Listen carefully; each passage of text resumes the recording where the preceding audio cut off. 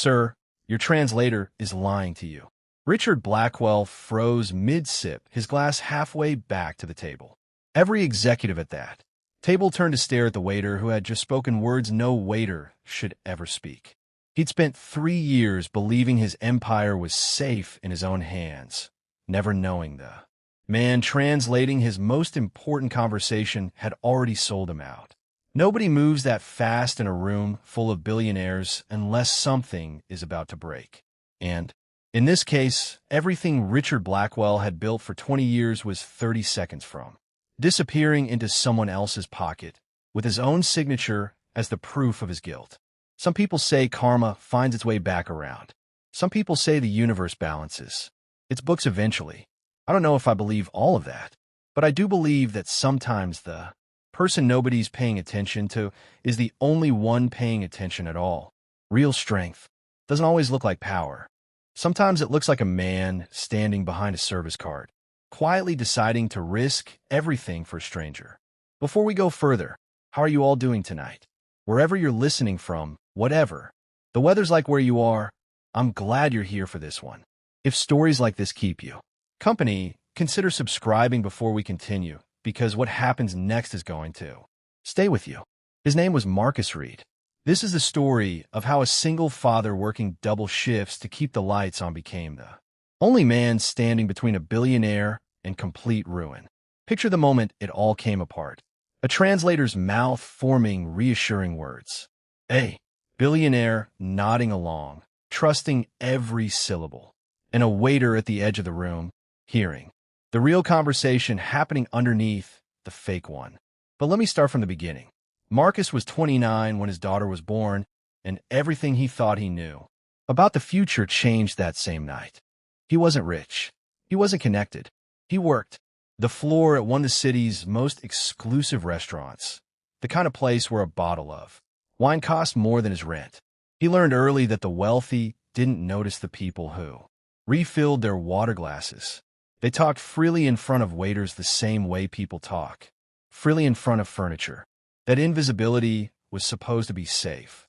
It was supposed to mean nobody expected anything from him except silence and good service. He raised his daughter alone. Her mother had left before she turned 2, and Marcus never spoke badly about it, not even when his daughter asked. He just worked extra shifts, holidays nobody else wanted. He believed if he kept his head down and did everything right, eventually things would get easier.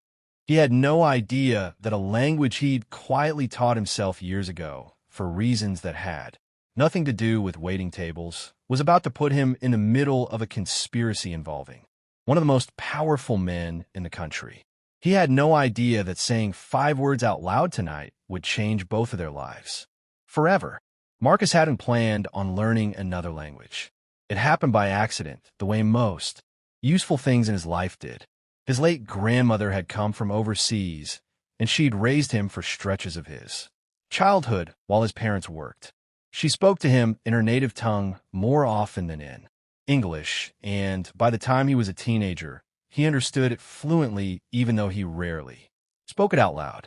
It wasn't a skill he'd ever thought to put on a resume. It was just a piece of her that stayed with him after she passed. He never mentioned it at the restaurant. There was no reason to. He served food, cleared plates, refilled glasses, and went home to make sure his daughter had done her homework. That was the whole of his world, and he'd made peace with how small it looked from the outside. The restaurant itself sat in a part of the city most people only saw in magazines. Private rooms, reservations booked months out. The kind of clientele who tipped in numbers that could cover a month of daycare, and sometimes didn't tip at all because they'd never once considered that the person serving them needed the money. Richard Blackwell had been coming to that private room for 2 years. Marcus had served his table more times than he could count, always the same routine. Richard would arrive early, always polite in a distracted sort of way, the politeness of a man whose mind was permanently elsewhere. He built things, companies, deals, entire divisions of industries that most people never thought about until they read his name in a headline. He'd started with nothing decades ago and turned it into an empire that employed thousands. And for the last year, every important conversation Richard had with anyone overseas ran through the same man. Victor sat beside Richard at nearly every dinner, dressed as carefully as the executives. Around him, speaking in a smooth, unhurried voice that made everything sound simple. Marcus had noticed him the way you notice furniture. Present, necessary, forgettable. Richard trusted him completely.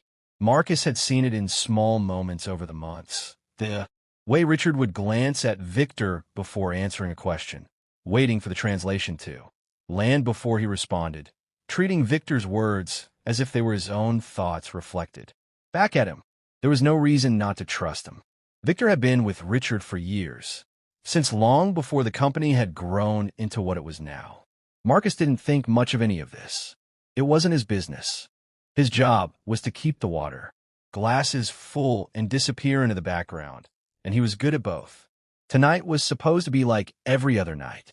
The dinner had been scheduled for weeks, according to the whispers among the staff.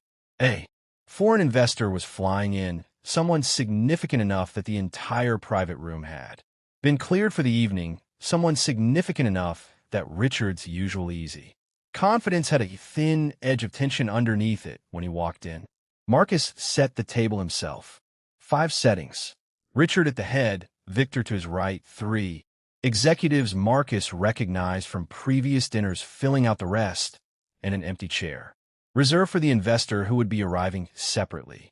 The investor turned out to be an older man, sharp-eyed, precise in his movements, the kind of person who said little and watched everything. He spoke no English, which was the entire reason Victor was in that room. The first 20 minutes went the way these dinners always did. Pleasantries, wine, selections, the kind of small talk wealthy men make before they get to the real reason there. Sitting across from each other, Marcus moved in and out with plates and refills, present but unnoticed, the way he'd trained himself to be for years. Then the investor started talking business, and Victor started translating, and something in the rhythm of it caught Marcus's attention in a way it never had before. It was subtle. If Marcus hadn't understood the investor's language, he never would have noticed anything wrong. But he did understand it, every word and what he heard coming out of the investor's mouth didn't match what came out of Victor's. The investor mentioned a clause about operational control. Victor told Richard it was a standard formality. The investor mentioned a timeline that sounded far more aggressive than anything Richard seemed to expect. Victor told Richard the timeline was flexible, generous even. Marcus told himself he was misunderstanding. It had been years since he'd used the language regularly, and maybe he was rusty, maybe he was filling in gaps with assumptions that weren't there. He kept pouring water, kept clearing empty plates, kept his eyes down the way he always did. But he kept listening too, and the gap between what was said and what was translated kept growing instead of closing. Richard, for his part, had no idea. He nodded along with every reassurance Victor gave him, signing off mentally on terms he believed were routine, building toward an agreement he thought he understood completely. Marcus watched a man hand over trust the way you hand over something you've never once imagined could be used against you. And underneath the trust, something else was quietly taking shape. Something Marcus wouldn't fully understand until later in the evening, when the conversation turned from business terms to something far more dangerous, and the careful, comfortable dinner became the moment that would put his entire life on the line. The wine had been poured a third time when the investor said something that made Marcus's hand go still around the bottle he was holding. He used a word that had nothing to do with partnership. He used a word that meant transfer. Complete transfer, not shared control, not a joint arrangement. He was talking about Richard signing over full operational authority of his company's international division, effective immediately upon signature, with no provisions for Richard to reverse the decision afterward. Victor turned to Richard and said the investor was proposing a collaborative partnership structure, one that would let Richard focus on his strengths while the investor's firm handled overseas logistics. He said it would strengthen Richard's position, not weaken it. Richard smiled at that. He reached for the folder sitting beside his plate, the one holding the agreement his own legal team had supposedly reviewed and approved days earlier. Marcus felt something cold settle into his chest. He told himself again that this wasn't his business. He told himself that whatever was happening at this table was a private matter between powerful men who had lawyers and accountants and entire teams of people paid to protect their interests. He was a waiter. He refilled glasses. That was the whole of his function in this room, and stepping outside of it could end everything he'd built for his daughter in a single sentence. But then the investor said something else, something Marcus almost missed because he was so focused on trying to convince himself to stay quiet. The investor mentioned a second document, not the one in front of Richard, a separate filing, something related to financial irregularities in a previous quarter, something that would be quietly attributed to Richard's signature once the transfer was complete. He said it like it was already decided. He said it like Richard's name being tied to those irregularities was simply a detail to be handled after the fact, a loose end that would tie everything together in a way that protected everyone else at the table and left Richard holding the consequences alone. Victor didn't translate any of that part at all.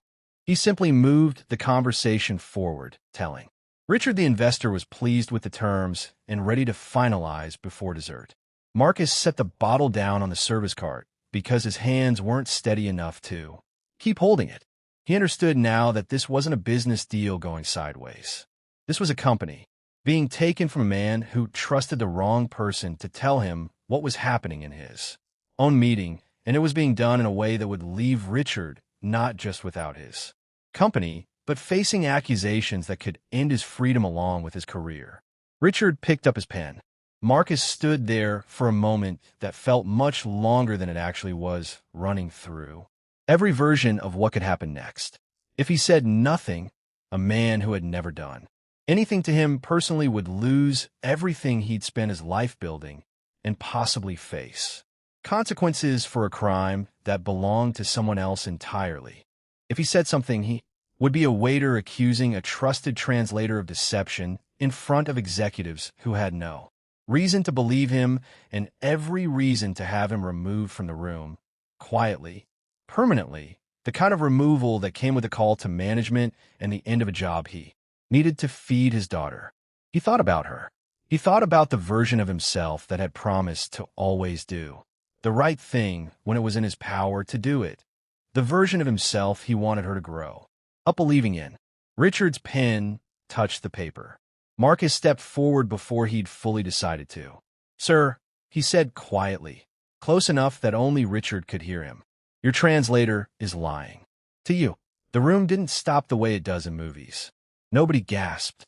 Richard simply looked up at him with the mild confusion of a man who wasn't sure he'd heard correctly, his pen still resting against the paper, not yet lifted. "Excuse me," Richard said. Victor's expression didn't change, but something behind his eyes did, a flicker so brief that only someone watching closely would have caught it. Marcus caught it, and in that flicker, Marcus understood that whatever happened in the next few seconds would decide everything. Richard set the pen down slowly, and the silence that followed felt heavier than anything that had been said all evening. "I'm sorry," Richard said, looking at Marcus with the polite confusion of a man trying to figure out if he'd misheard something. "What did you just say to me?" "Your translator," Marcus said again, keeping his voice low, aware of every eye now turning toward him. "He's not telling you what's actually being said." Victor let out a short, easy laugh, the kind meant to defuse a room before it had the chance to take anything seriously. "Richard, I think your waiter might have had a long night," he said, something quick and dismissive in the investor's language, something Marcus understood perfectly, telling the investor that the staff member was simply confused and apologizing for the interruption. Richard looked between the two of them, and for a moment Marcus watched him choose, without realizing he was choosing, to trust the man he'd known for years over the stranger who filled his water glass. "I appreciate your concern," Richard said to Marcus, his tone polite but final, the tone of a man ending a conversation. "But I think it's best you return to your other tables." One of the executives shifted in his seat, ready to call over a manager, ready to make this problem disappear the way problems involving staff usually disappeared in rooms like this. 1. Marcus knew he had one chance left, and it was slipping away with every second he stood. They're saying nothing. He thought of the exact sentence Victor had mistranslated, the one about the second document, the one meant to bury Richard under someone else's crime.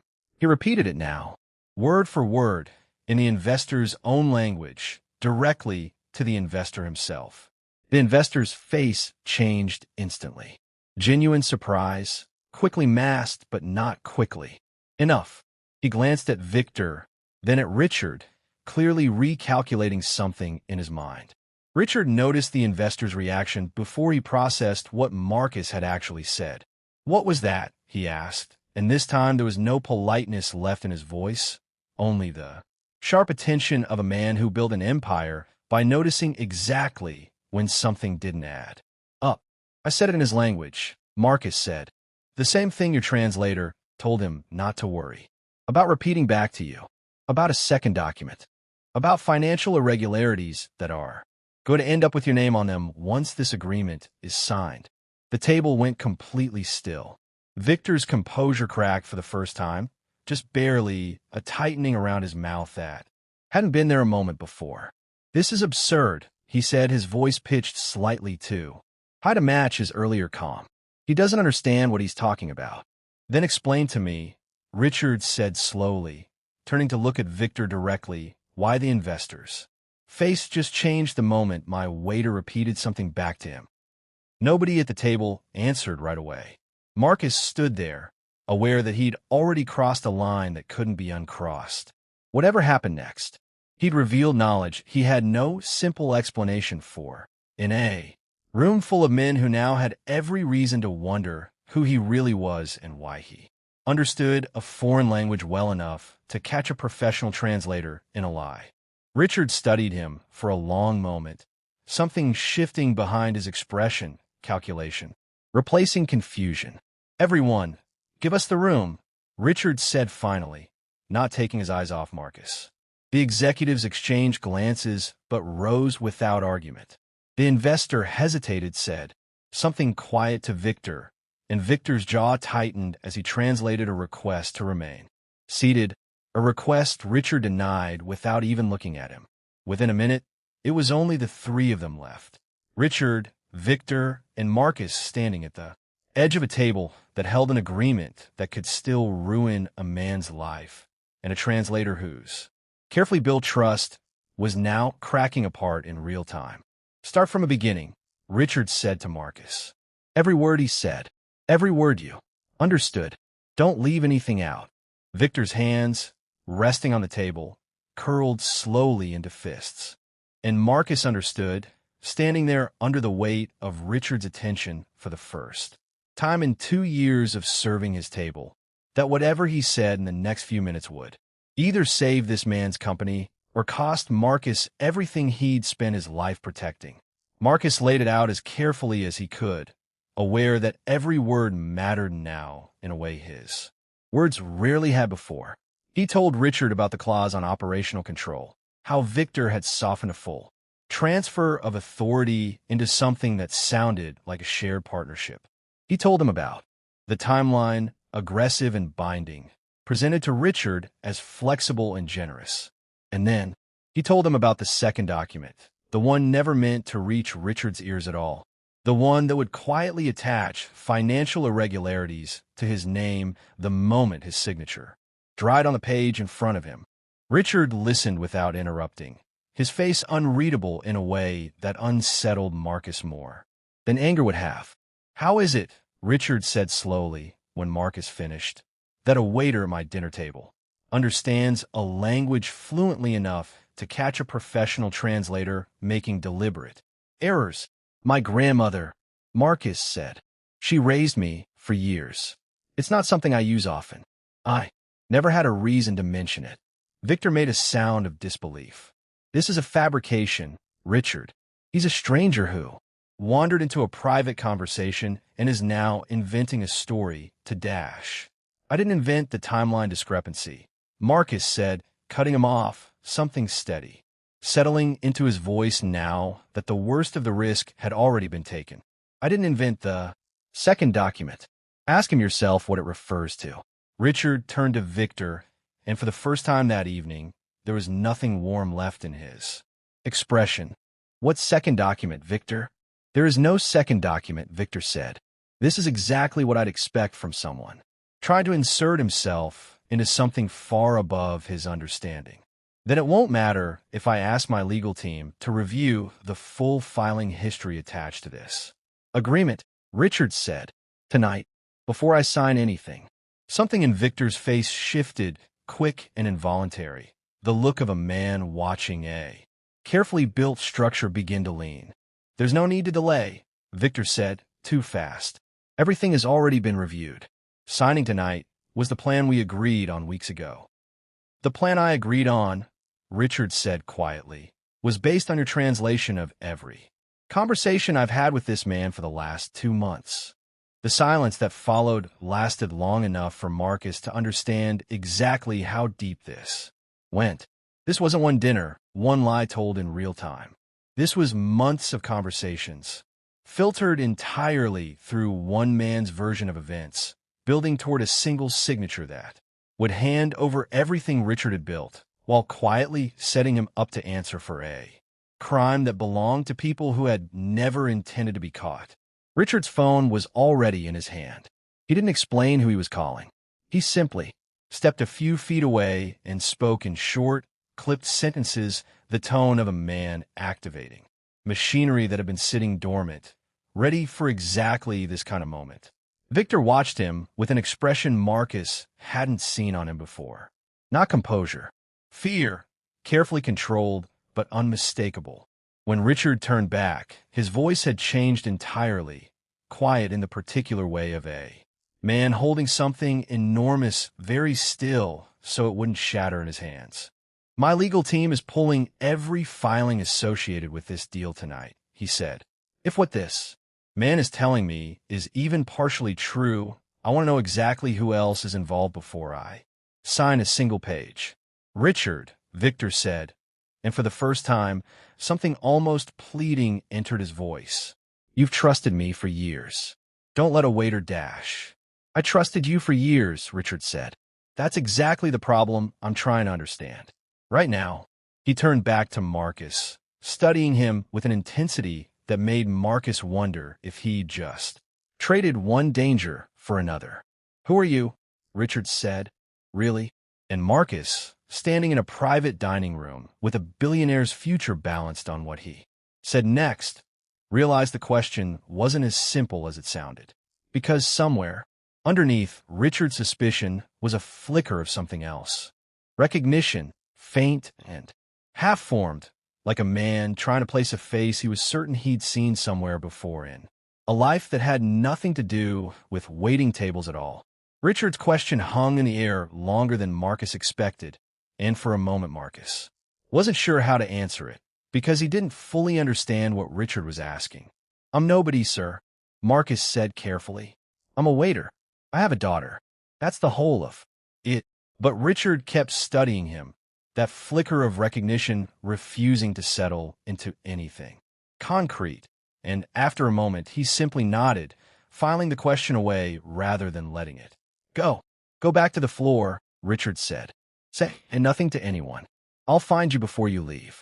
Tonight, Marcus returned to his station on legs that didn't feel entirely steady, aware that he'd just stepped into something far larger than a single dinner, and aware that stepping back out of it might not be possible anymore. He found out how right he was within the hour. The restaurant's manager pulled him aside before his shift ended, his expression tight and unreadable. A complaint had been filed, he said. A guest had reported inappropriate conduct from a staff member interfering with a private business meeting. Marcus was being suspended, effective immediately, pending review. Marcus didn't need to ask who had filed it. He walked out into the cold that night without his job, without an explanation he could give anyone, carrying the sick certainty that he'd just lost the income that kept his daughter fed and housed, and for what? A billionaire he barely knew. who might not even remember his name. By morning, who had every resource in the world to protect himself and hadn't lifted a finger. Yet to protect the man who'd warned him. His daughter was asleep when he got home. The babysitter, a neighbor he paid what little he could afford, told him everything had been fine, that she'd eaten dinner and gone down. Without a fight, Marcus stood in the doorway of her room for a long time after the neighbor left, watching her sleep, running numbers in his head that didn't come close to adding up. Rent was due in 9 days. He had enough saved to cover it, barely, if nothing else went wrong. Without this job, he had no idea what came next. He told himself he'd made the right choice. He told himself a man's freedom and his company were worth more than a job he could eventually replace.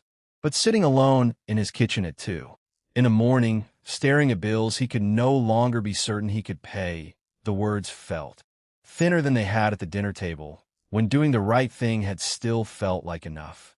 His phone rang 2 days later, an unfamiliar number, a voice identifying itself as part of Richard Blackwell's legal team, asking Marcus to come in for what they called an urgent conversation.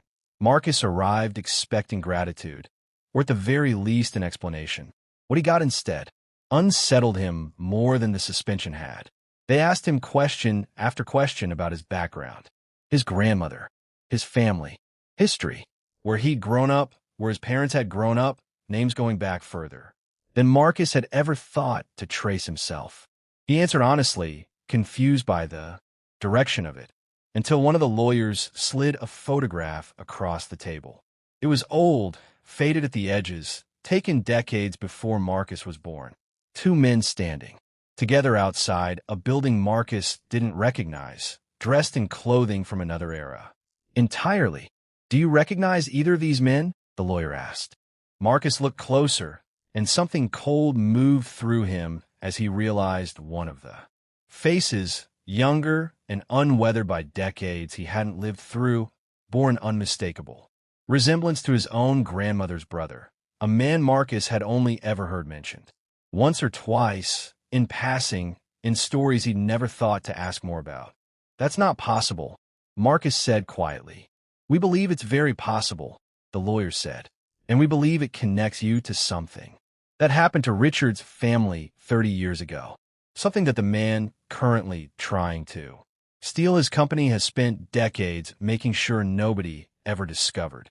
Marcus sat back in his chair, the room around him suddenly feeling much smaller than it had a moment ago. Whatever this was, it was no longer about one dishonest translator at one dinner. It reached back further than Marcus had ever imagined his own family history could reach, into a past connected to the very man now trying to destroy Richard's future. And Marcus understood, sitting in that quiet office with his entire life upended in the span of a week, that he had walked into something far larger and far more dangerous than he'd ever intended to. The lawyer let the silence sit for a moment before continuing. "Your grandmother's brother worked for Richard's father decades ago," she said. "He uncovered evidence of financial fraud within the company, fraud that traced back to a business partner named Elias Cross. Before he could bring it forward, he disappeared. Officially, the record says he left the country and cut contact with his family. Unofficially, we have reason to believe he was silenced, and the evidence he found was buried along with him." Marcus felt the room tilt slightly. "My grandmother never talked about him. Just a few stories. She said he went away and never came back, and it broke her heart." "Elias Cross is still alive," the lawyer said. "He's the investor sitting at Richard's dinner table tonight. He spent 30 years building relationships and reputation specifically so he could get close enough to finish what he started with Richard's father, this time with Richard himself." Marcus sat with that for a long moment, understanding settling over him slowly like weight, added one piece at a time until it became impossible to stand under it lightly. "So this was never random," he said. "Me overhearing that conversation, working at that restaurant. We don't believe in that kind of coincidence," the lawyer said. "But we also don't believe you were placed there deliberately. We think you were simply the one person in that room capable of hearing the truth because of who your family was to begin with.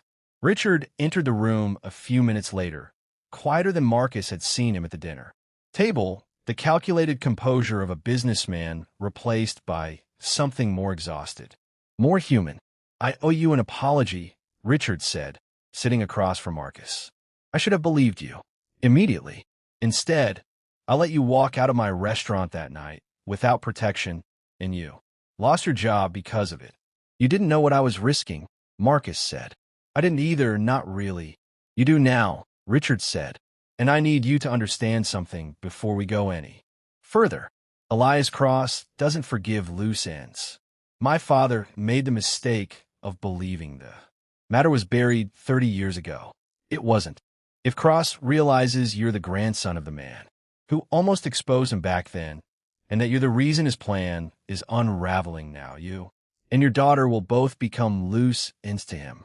Marcus felt his chest tighten at the mention of his daughter, the one thing in his life he had never once been willing to gamble with. "Then maybe I should walk away," Marcus said.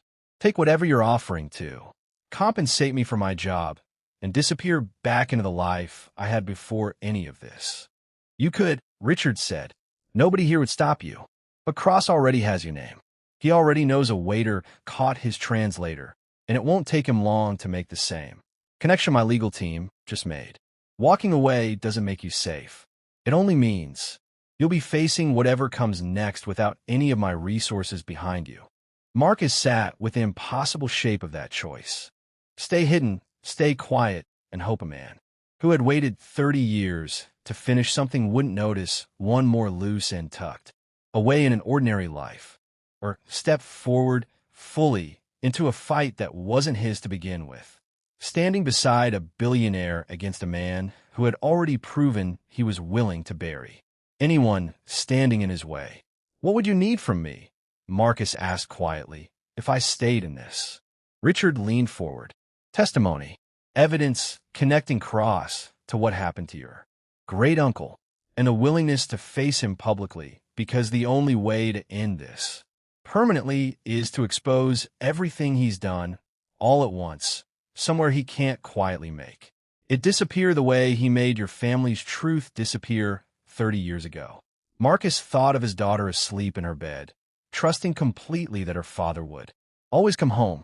He thought of his grandmother, carrying quiet grief for a brother she never stopped wondering about.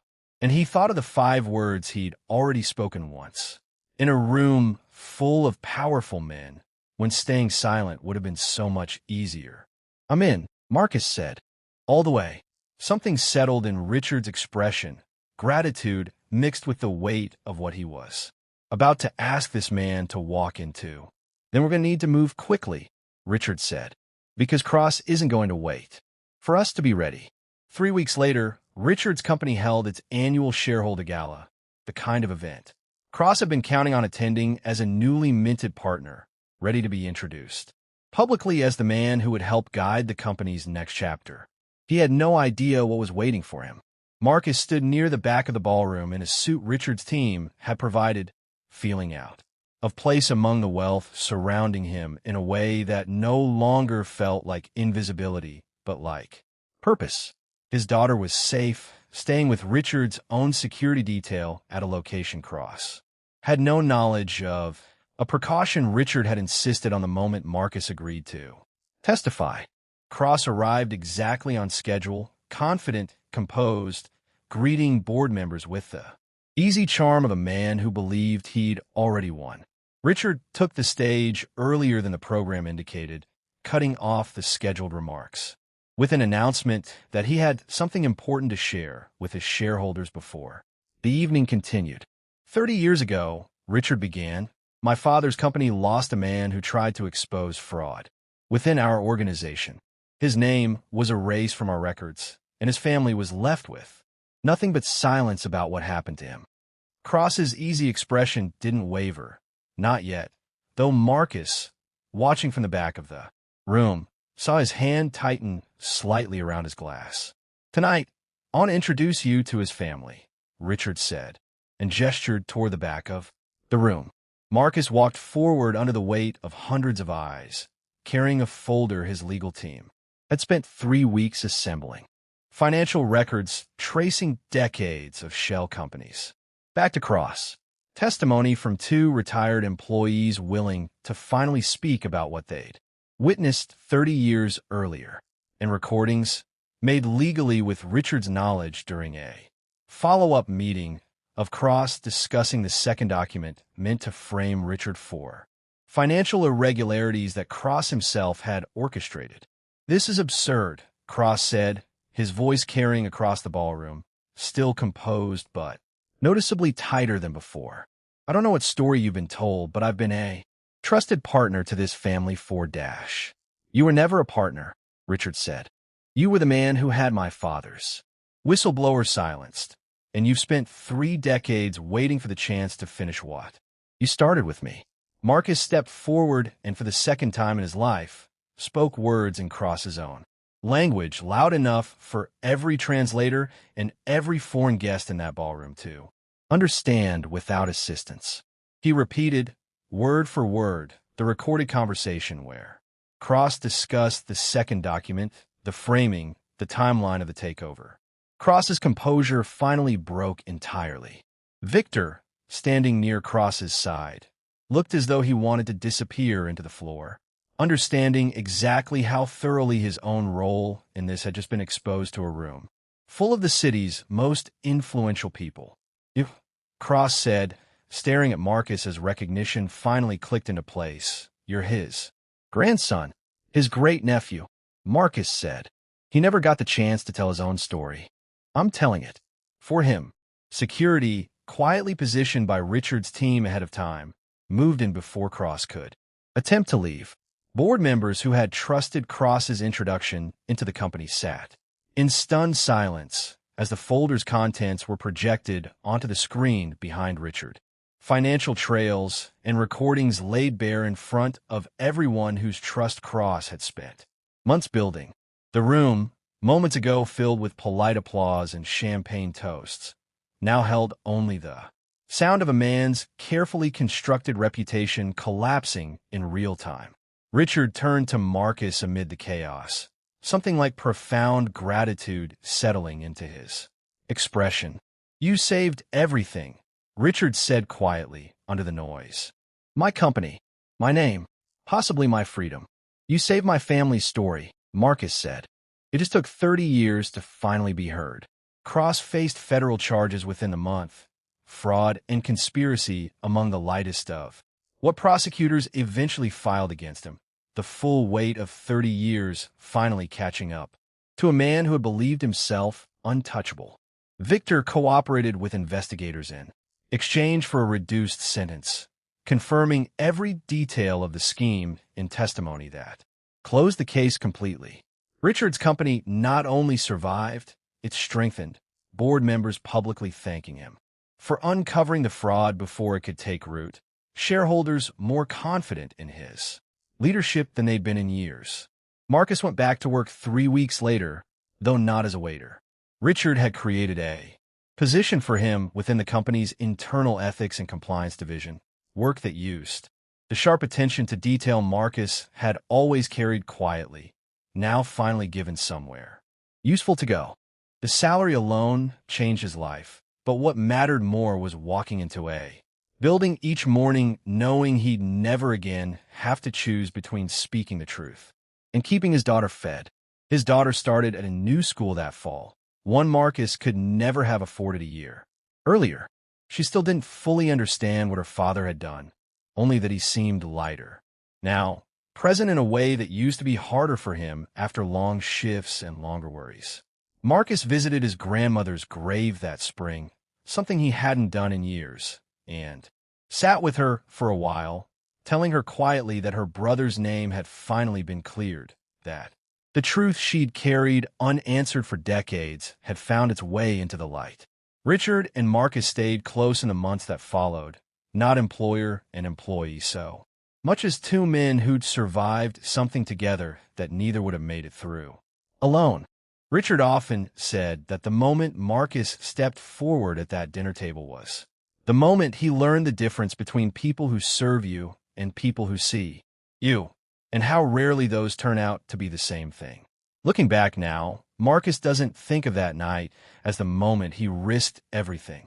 He thinks of it as the moment he stopped being invisible, the moment 30 years of silence finally found someone willing to speak. If this story moved you, let me know in the comments.